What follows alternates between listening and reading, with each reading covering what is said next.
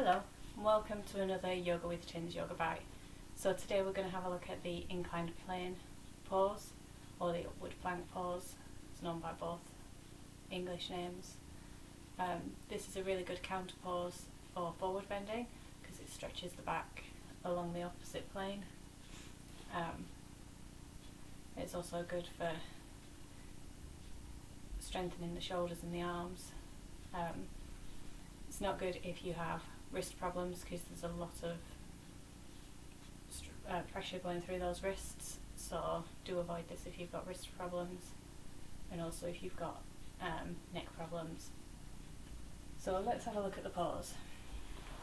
So you want to start with your legs out nice and straight in front of you and your hands move back slightly and your hands behind you, fingers facing towards the hips.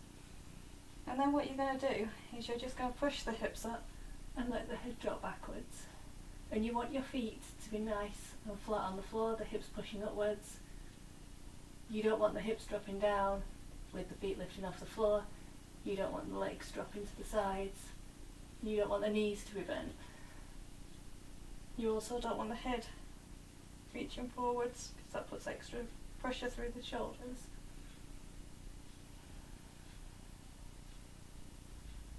You can hold this for up to a minute. Exhaling, coming down. You want to hold it for a minimum of 10 seconds. You can start off with 10 seconds and then build up to a minute. If you're putting it into a normal yoga floor, you might only want to hold it for 10 seconds, or you might want to hold it for 30 seconds and then move on if you're doing a vinyasa where you hold some poses. You might also want to put some variations in, so let's have a look at a couple of variations. I wouldn't advise trying these until you can hold the basic pose for at least 30 seconds. So again, same setup, starting off in Dandasana, legs nice and straight, knees together, hands behind you, fingers facing forwards, and coming into that inclined plane or upward plank. And then you can lift one leg up, keeping everything nice and straight, and then you can lift the other leg up.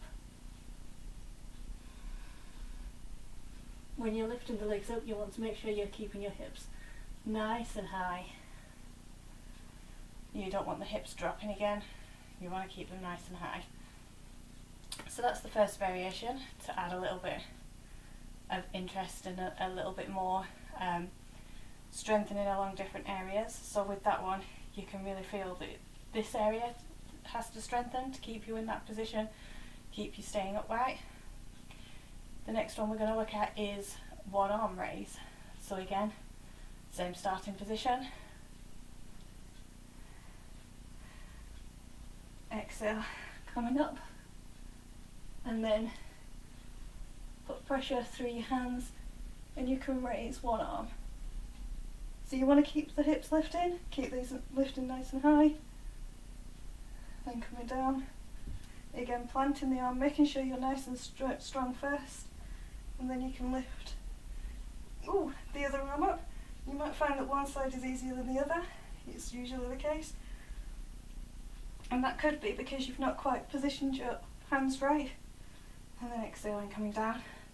So if you find that on one side you're losing your balance a little bit, just look at where you're placing your hand when you place it back down and make sure it is equidistant away from the hips as to where the other hand was, and just play around with the positioning of those hands.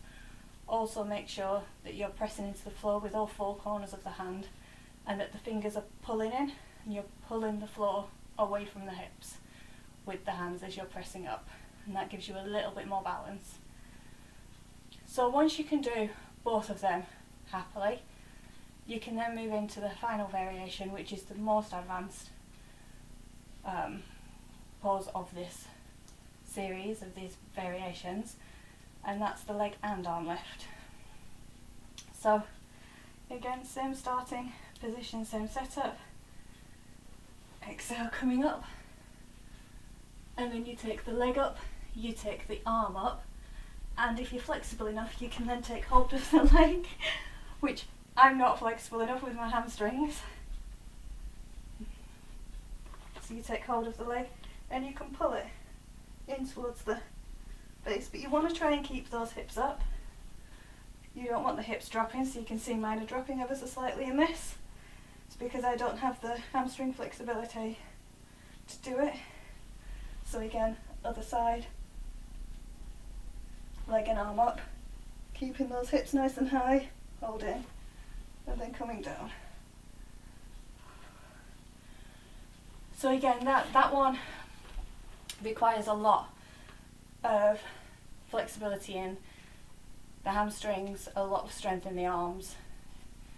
You might feel that in the elbows as well, if your arms are positioned slightly out. So if your hands are turned slightly outwards, you might feel your elbows looking to keep your body stable, so always make sure your hands are facing towards the hips. And that's the basic pose and variations for the inclined plane or upward plank. Hope you enjoyed this tutorial, enjoyed seeing me fall over. Thank you for joining me. Namaste.